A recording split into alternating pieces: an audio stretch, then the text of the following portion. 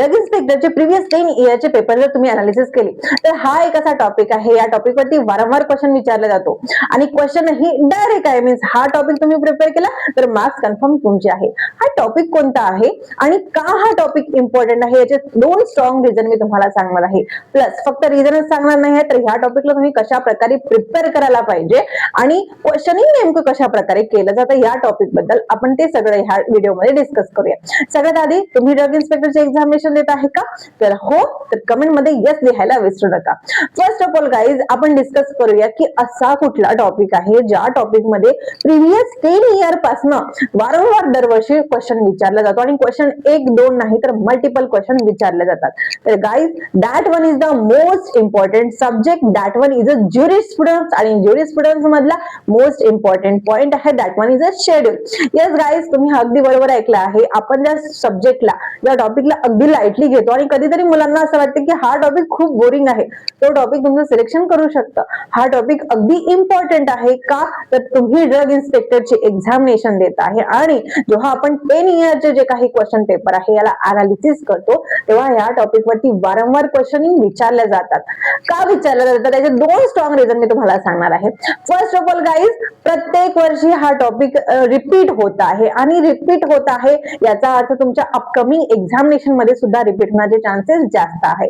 Second most important reason कुठला आहे guys? तर you are preparing for a drug inspector examination आणि drug इन्स्पेक्टरचं वर्क काय आहे तर it is completely related to the laws. ठीक आहे, आणि जर एक्झामिनर तुम्हाला ऍज अ ड्रग इन्स्पेक्टर म्हणून सिलेक्ट करत आहे तर तो तुमच्यामध्ये बघणार की तुम्हाला लॉ बद्दल किती नॉलेज आहे, तुम्हाला ज्युरिस्प्रुडन्स बद्दल किती नॉलेज आहे, कारण हे कम्प्लिटली शेड्यूल जे आहे ते completely as a drug inspector जर तुम्ही वर्क करणार तर तुम्हाला प्रॅक्टिकली युजफुल होणार आहे.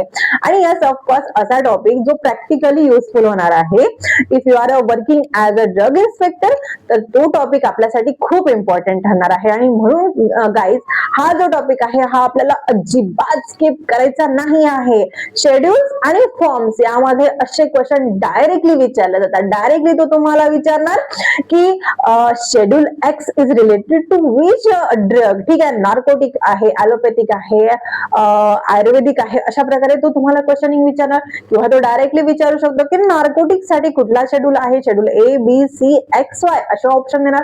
Clinical trial related to which schedule directly विचारणार, schedule X A B C असे ऑप्शन देणार. तर तुम्हाला माहिती असणार पाहिजे clinical trial related to schedule Y, narcotic drug related to schedule X, A stand for application, B stand for bills और fees for analysis, C stand for biological product standard आणि C1 stand for the other biological product. अशा each and every गोष्ट तुम्हाला माहिती असलं पाहिजे. जर तुम्हाला हे शेड्यूल अगदी मोकपाठ असणार की यस जीएमपी साठी शेड्यूल एम आहे, होमिओपॅथिक जीएमपी साठी शेड्यूल M1 आहे आणि आयुर्वेदिक शेड्यूल साठी शेड्यूल टी आहे, हा जर डिफरन्स तुम्हाला माहिती असणार गाईज तर मार्क्स कम्प्लिटली तुमचे आहे आणि तुमचं सिलेक्शन होण्यापासून तुम्हाला कोणीही थांबवू शकत नाही. फक्त तुमचं प्रिपरेशन तसं पाहिजे. ठीक आहे, आता आपल्याला कळलं आहे की इम्पॉर्टंट टॉपिक म्हणजे ज्याला आपण हायली फोकस केला पाहिजे तो टॉपिक कुठला आहे, that one is a jurisprudence आणि त्यात शेड्यूल्स फॉर्म्स. ठीक आहे, आता हे फॉर्म्स प्रत्येकाला बोरिंग वाटतं, आय नो दॅट, बट हा जो बोरिंग पॉइंट आहे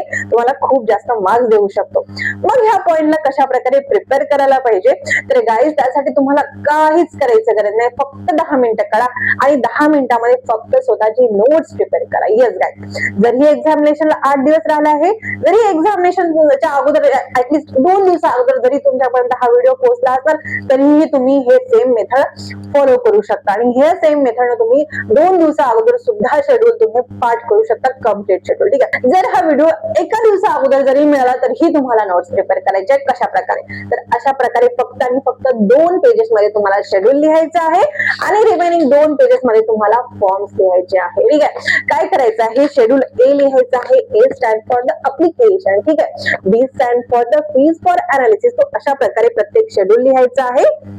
एबीसीडीचे नंबरिंग लिहिलं, अल्फाबेट्स लिहिले तरीही चालणार नाही, त्याच्या फक्त शॉर्टकट मध्ये लिहायचं आहे की कुठला शेड्यूल मध्ये काय काय पॉइंट्स मेन्शन आहे. ठीक आहे, फक्त लिहून चालणार आहे का तर नाही. काय करायचं, याला तुम्ही छान असं हा जो पेपर आहे याला फळा आणि छान असं भिंतीवरती चिटकवा जिथे तुम्ही झोपता किंवा जिथे तुम्ही स्टडी करणार आहे, तुमचं प्रिपरेशन करणार आहे. ठीक आहे, दिवसातनं तुम्हाला जितक्या वेळेस त्यावर तुमची नजर जाणार आहे तितक्या वेळेस तुम्हाला ते रीड करायचं आहे आणि वारंवार रीड केल्याने काय होणार आहे की तुम्ही एकदा रीड रिपीट करत आहे, तुमच्या ब्रेन मध्ये फिक्स होत आहे, वारंवार त्यावरती रिव्हिजन करत आहे, म्हणजे